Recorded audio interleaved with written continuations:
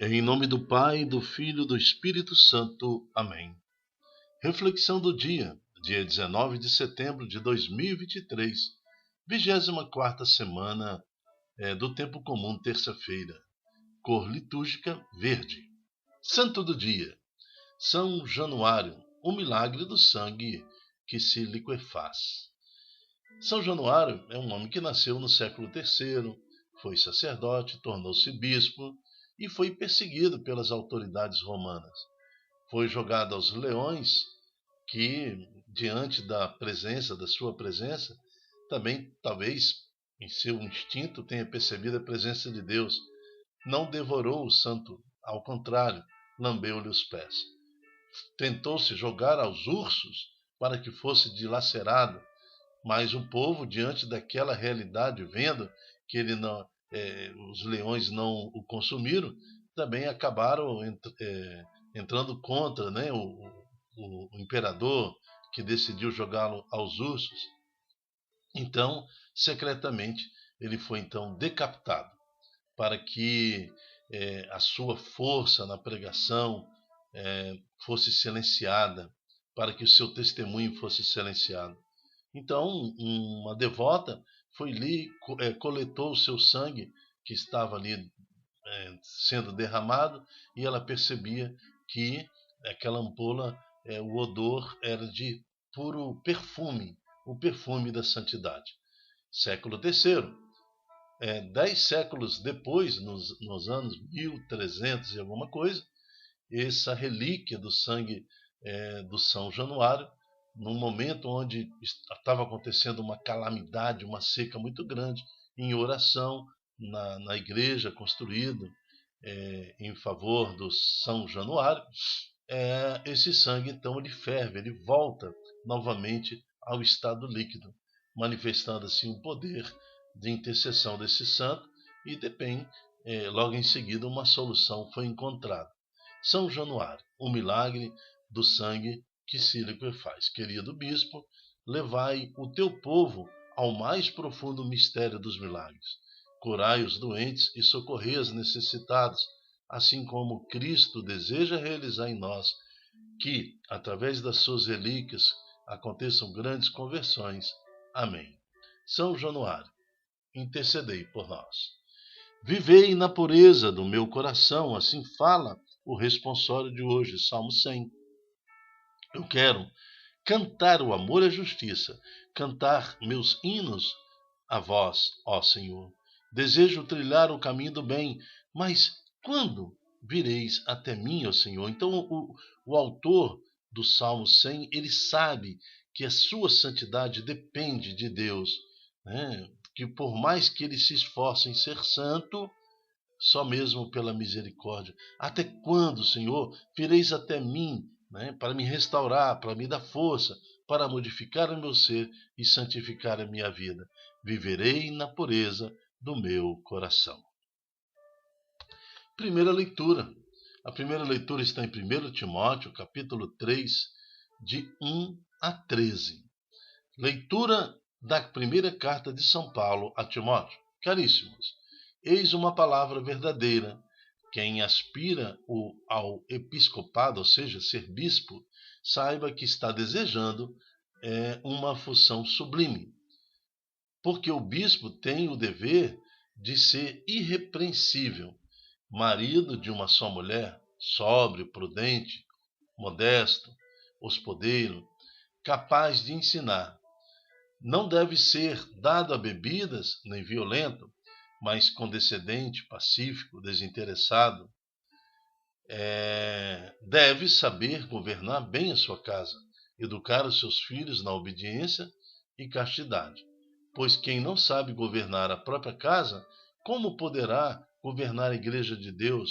Então está aqui, ó.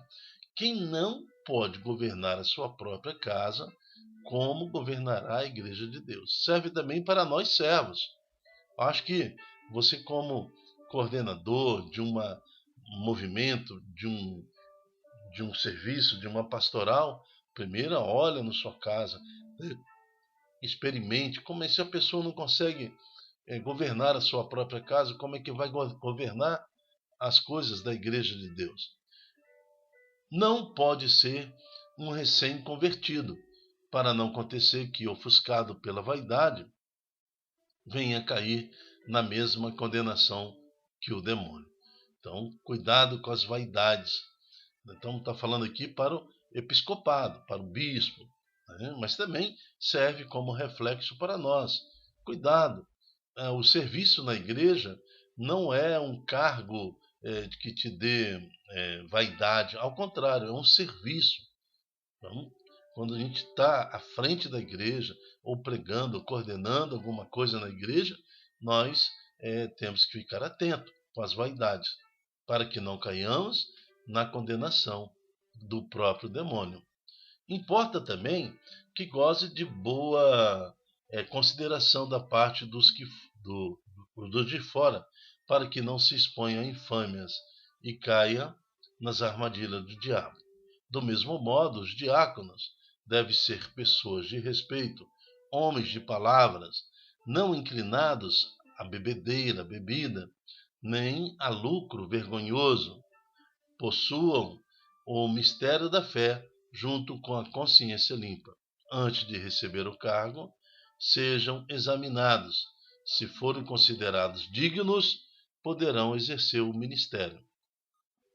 Também as mulheres devem ser honradas sem difamação, mas sóbrias e fiéis em tudo. Os diáconos sejam marido de uma só mulher e saibam dirigir bem os seus filhos e a sua própria casa, pois os que exercem bem o ministério recebem uma posição de estima e de muita liberdade para falar da fé em Cristo Jesus. Palavra do Senhor, graças a Deus. Vimos então a natureza do Salmo 100, né? Eu quero cantar um amor à justiça, quero anunciar a sua palavra, cantar hinos ao Senhor. Desejo ser santo, andar no caminho do bem. Mas quando vireis até mim, ó Senhor? Hã? Para eu ser santo, para cumprir então com toda a exigência desse episcopado, também do diaconato e também laica, né, de servir a igreja só mesmo pela misericórdia de Deus. Por isso, é Deus que capacita, é o Senhor que nos dá as virtudes necessárias para estarmos à frente do serviço e à frente da sua igreja. Confiando então no nome do Senhor Jesus, confiando na graça do Senhor, que nós possamos nos oferecer aquilo que temos, que somos a Cristo Jesus, e servi-lo por intermédio da Santa Igreja, para que mais corações se convertam ao nosso Cristo. A exemplo, então, de São Januário, né, que doou-se inteiramente. Veja, por 2 vezes forçado à morte pelas feras e uma terceira decapitado. Oferta total ao Senhor pela causa do Evangelho. Por isso queremos assim também colocar a nossa vida a serviço de Jesus Cristo, né? Nos sacrificando no nosso dia a dia, dedicando o nosso tempo, a nossa vida, para que mais e mais corações se convertam ao nosso Senhor Jesus Cristo. Evangelho. Em Lucas 7, de 11 a 17, nós vamos ver a preocupação do próprio Deus, do próprio Senhor, em nos socorrer. É Ele que nos olha com misericórdia e nos dá a graça. É Ele que se apresenta, nos cura e nos liberta. O Senhor esteja conosco. Ele está no meio de nós. Proclamação do Evangelho de Jesus Cristo segundo Lucas. Glória a vós, Senhor. Naquele tempo, Jesus dirigiu-se a uma cidade chamada Naim. Com ele iam os seus discípulos e uma grande multidão. Quando chegou à porta da cidade, eis que levavam um defunto, filho único, e sua mãe era viúva. Grande multidão da cidade a acompanhava. Ao vê-la, o Senhor sentiu compaixão para com ela e disse: Não chores. Quero chamar a atenção que é Jesus que se comove com aquela situação, pois a viúva ela chora agora a morte do seu único filho. Aquele filho morto, então, seria uma causa de desespero. Quem ia agora guardar a sua vida? Quem ia agora protegê-la? Então, o desespero daquela mãe que chora pelo seu filho. Veja que no versículo seguinte nós vamos ver que por iniciativa de Jesus, é diferente do milagre de ontem. O oficial ontem, romano, ele manda uma comitiva antes, solicita também que os anciãos intercedam junto a Jesus para que ele cure seu servo. Depois manda uma comitiva. E agora não, é o próprio Jesus que olha a situação daquela mulher e intervém. Vamos ao Evangelho. Aproximou-se então, tocou o caixão, e os que carregavam pararam. Então Jesus disse: Jovem, eu te ordeno, levanta-te. O que estava morto sentou-se e começou a falar. E Jesus o entregou à sua mãe. Todos ficaram com muito medo e glorificando a Deus, dizendo: Um grande profeta apareceu entre nós, e Deus veio visitar o seu povo. E a notícia do fato espalhou-se pela Judéia inteira e por toda a redondeza.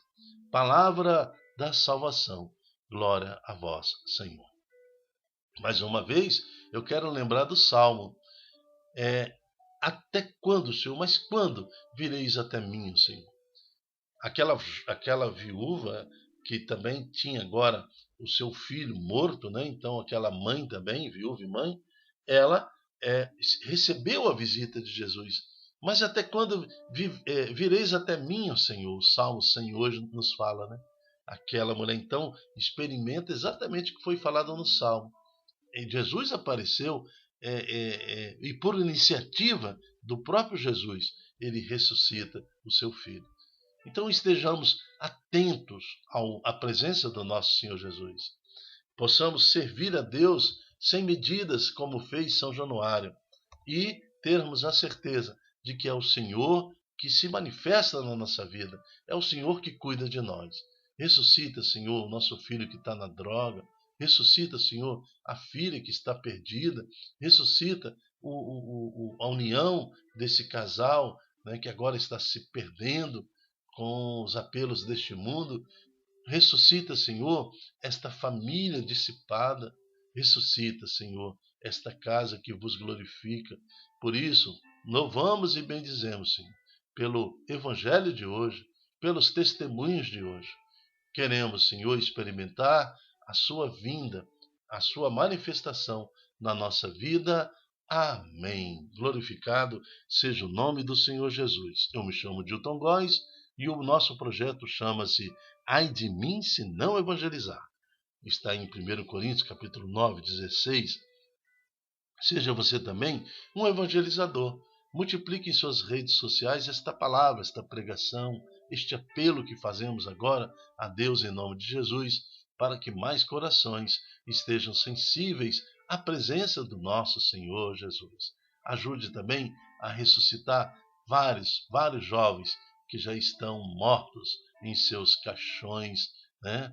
Para que, uma vez tocado pelo Senhor Jesus, encontre a graça da salvação. Amém. Até a próxima, se Deus quiser. Tchau, tchau.